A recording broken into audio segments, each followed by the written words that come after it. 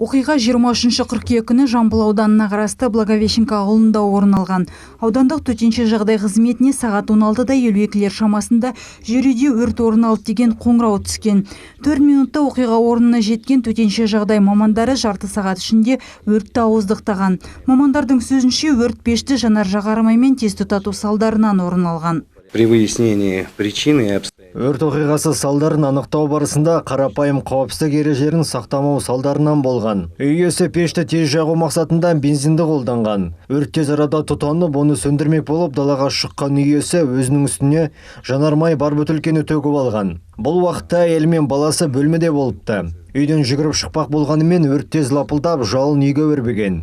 на выход, соответственно, разлил на себя.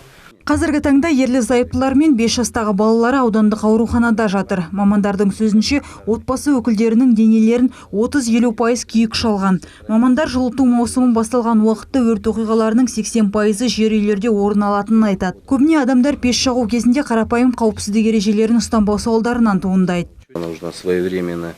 Біз қарапайым өрт қауіпсіздік ережелер жайында үнемі айтып отырамыз. Жылыту маусымы басталғанда пештерді жөндеуден өткізіп, пеш құбырларын тазалау қажет. Тез тұтанатын жанар-жағармайларды қолданбау керек. Осындай қарапайым ережелерді ұстану қажет.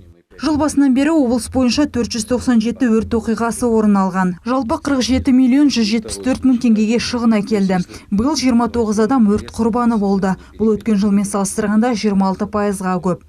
Салима Базарбекова, Азамат Елубаев, Первый Северный.